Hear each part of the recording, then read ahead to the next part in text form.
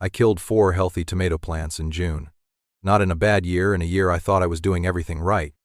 The plants looked fine for weeks. Green, tall, flowering, and then within about 10 days, they were gone. In this video, I'll show you 5 mistakes tomato growers make every June and why some of the most damaging ones look exactly like good gardening habits. Before we finish, I'll share one old market gardener trick that helps prevent more than one problem on this list. Here is the thing about tomatoes in June. The plant is not thinking about your dinner table. It is running an ancient survival system. When it feels threatened by disease, by stress, by inconsistent care, it redirects its energy away from producing fruit and towards staying alive. I call it the stress shutdown cycle. And once you understand it, every mistake on this list starts to make a different kind of sense. Why do some gardeners pull 60, 70, even 90 pounds of tomatoes off 4 plants in August, while others in the same zone, the same variety, barely fill a colander by midsummer? The 5 mistakes I'm about to share are 5 different doors into the same cycle. The gardeners who avoid them tend to get the harvests. The ones who do not tend to wonder what went wrong. Mistake number 1, watering at the wrong time. I want to say this clearly. Before anything else, water is not the problem. Water is what keeps your plant alive. The problem is timing, and specifically, what happens when you water in the evening and leave your tomatoes leaves wet overnight. Penn State Extension documents that the pathogen responsible for late blight and for several other fungal diseases only needs 4 to 6 hours of wet foliage at temperatures between 60 and 80 degrees Fahrenheit to begin infecting plant. June evenings are almost perfectly calibrated for that. You water at 7 in the evening. The leaves are still damp at midnight. By morning, the conditions have been met, and here is what makes it worse. The infection is invisible for the first day or two. Your plant still looks healthy. You water again the next evening. The cycle continues. The fix is straightforward. Water in the morning. Before 10 o'clock if you can manage it. Give the leaves all day to dry off in the sun. And aim the water at the base of the plant, not across the foliage. Not in a gentle shower over the top, but right at the stem, a slow trickle from a regular garden hose, laid at the base for 2 to 3 minutes per plant. Gets moisture where it needs to go without touching a single leaf. Mistake number 3 is still ahead, and it shares a mechanism with this one. Keep that in mind. Mistake number 2, feeding the plant instead of feeding the harvest. I bought a bag of 10-10-10 fertilizer when I first started growing tomatoes. Balanced nutrients. I thought, it cannot go wrong. It went wrong. Nitrogen is the growth nutrient. It tells the plant to push out leaves, extend stems, spread its canopy. Which sounds like exactly what you want until you realize that a tomato plant has a limited energy budget. When it is busy building leaves in response to a heavy nitrogen feed, it is not building flowers. And when flowers drop before they set fruit, your harvest drops with them. Cornell Cooperative Extension has tracked this pattern in home gardens specifically. Gardeners who continue applying balanced vegetable fertilizer through the flowering stage consistently see elevated rates of blossom drop, not because something is wrong with the plant, but because the plant's priorities have been redirected. Once your tomatoes are flowering, switch your feed. Look for a fertilizer that leads with phosphorus and potassium, something like a 10-20-10 or 5-10-10 ratio. Phosphorus supports root development and flower formation. Potassium improves overall fruit quality. Nitrogen takes a back seat. If you are composting, this becomes less of an issue because compost releases nutrients slowly and in balance, but if you are using bagged fertilizer, the label on the bag matters a great deal in June. Stay with me, because this is where it gets interesting. Mistake number 3, and this is the one I promised you. This is the mistake that can take a healthy-looking tomato plant and collapse it in under 2 weeks. I want to describe exactly what it looks like. You are walking through your garden on a Tuesday morning. The plants look absolutely fine. Green leaves, a few blooms, maybe some small fruit forming. By Friday, you notice a few leaves at the bottom with dark, water-soaked patches. You figure it is some minor leaf spot, maybe a bit of drought stress. You water overhead, like usual. Because it is faster, by the following Tuesday, more than half the plant is dark. The leaves are curling. The stems have gone brown, and within a few more days, the plant is dead. That is late blight. That is Phytophthora infestans. And it is the fastest moving disease threat in a June tomato garden. Phytophthora infestans is the same organism responsible for the Irish potato famine. It is not a true fungus, it is a water mold, which means it travels through water. Every time you water overhead, you are giving it a highway. And in June, and with warm days and cool nights and any amount of humidity, it can spread from one plant to the entire garden within 72 hours if conditions align. Here is how you diagnose it before it progresses. When you see dark or water-soaked patches on your tomato leaves, turn a leaf over and look at the underside. Late blight produces a white, powdery, almost downy coating on the underside of the leaf, especially at the edges of the dark patches. If you see that coating, act within 24 hours. Remove every affected leaf and stem immediately.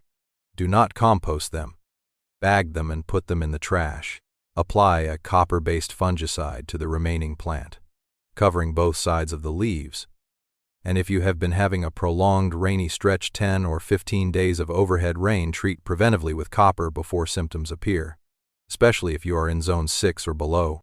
The fix for the long term is simple. Stop watering overhead. Water at the base. Water in the morning. If you have a stretch of cloudy, wet weather, thin out the lower foliage to improve airflow and reduce the surface where moisture sits. This is the mistake I promised you. And it connects directly back to mistake number 1 because both of them come down to wet leaves at the wrong time.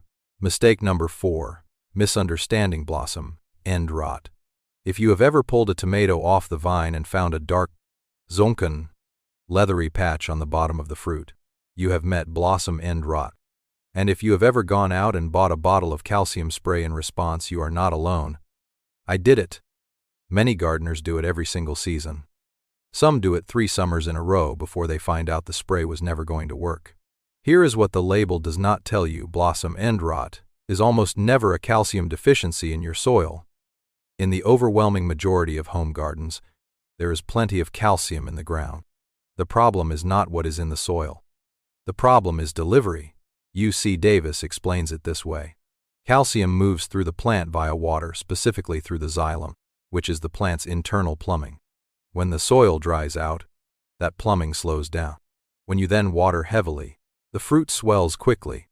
But the tissue at the blossom end, which is always the last to receive water, does not get the calcium it needs in time. The cell walls collapse. That dark, sunken patch is the result. If you have been watering your tomatoes the way I used to, I want you to hear me clearly. You are not failing. You are not doing something unusual. You are doing what almost everyone does. You just have not been told the part nobody talks about. The fix is consistent soil moisture, not more calcium. Water deeply, once or twice a week, rather than a little bit every day. Add 2 to 3 inches of mulch around the base of each plant to slow evaporation and buffer the soil against temperature swings. And before you water, use the finger test. Push your index finger straight down into the soil, about 2 to 3 inches from the main stem, as deep as the second knuckle, roughly 3 to 4 inches. If the soil feels cool and slightly damp, like a cloth that has been wrung out, the plant does not need water yet. If it feels dry or warm, even an inch down, water now, deeply. For those of you growing in buckets or containers, this is where the old buried bottle trick comes in, and I will explain it in a moment. Mistake number 5, ignoring airflow. Dense, crowded tomato plants create their own microclimate. Still air, trapped humidity, low light reaching the lower canopy. That combination is exactly what Septoria lycopersici, the pathogen behind Septoria leaf spot and early blight, need to take hold. The Royal Horticultural Society documents that removing the lower 12 inches of foliage from a tomato plant dramatically reduces soil splash inoculation, which is the primary way Septoria spreads. Raindrops and irrigation water hit the soil, pick up fungal spores, and carry them onto the lower leaves. Remove those lower leaves, and you remove the entry point. Now I want to be direct about one thing, because this mistake cuts both ways. I have spoken with gardeners who strip their plants nearly bare. Every sucker, every lower branch, gone, left with a skeleton. and then they wondered why their yield dropped by half. Overpruning is not the solution. It is a different version of the same problem.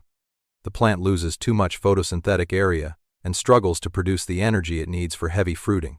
The middle path is called Missouri pruning.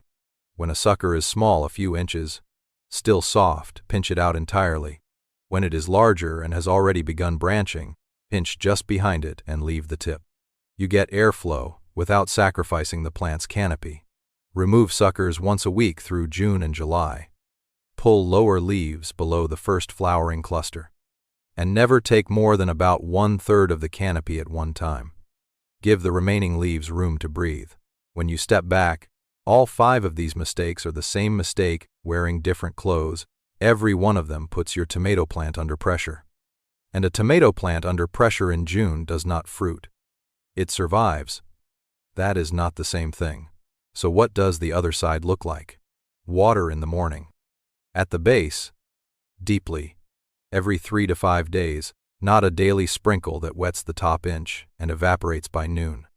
When you water that way, the roots chase the moisture downward and anchor themselves. The plant gets stable. Stable plant fruit. Feed for the harvest, not the plant. Once your tomatoes are blooming, phosphorus and potassium, pull back on nitrogen. A lush, leafy plant with no fruit is not a thriving garden. It is just a very expensive source of shade. And give the plant air. Prune the lower canopy. Create space between stems. A tomato that can breathe does not trap the humidity that fungal disease needs to move in. It does not hold the heat that kills pollen. It does not give disease the dark, still conditions it depends on. None of this is complicated. But all of it has to happen in June because what you do this month determines what you pick in August. That window does not come back. Before I let you go, the trick I promised you at the beginning. Take a 2-liter plastic bottle, punch 5 or 6 small holes in the base with a nail. Fill it with water. Bury it neck down in the soil right beside your tomato plant, with just the base poking up about an inch above the ground. Refill it when it runs dry. That is it. The bottle delivers moisture slowly, directly to the root zone. 12 to 24 hours of steady delivery with no drip lines, no timers, no infrastructure. Market gardeners across England used this before drip irrigation existed. If you are growing in 5-gallon containers and you have been struggling with blossom end rot or inconsistent moisture, try 1 bottle per container. It solves both problems at once. Steady moisture in, calcium delivered, stress cycle broken. Which of these 5 mistakes have you been making? Drop your zone in the comments. I want to know where you are gardening from and what June looks like for you. Here is the one thing I want you to carry out of this video. Tomatoes fruit when they feel safe. Every mistake we talked about today is just a different way of making the plant feel threatened. Remove the threats and the harvest follows. Now go check on your plants.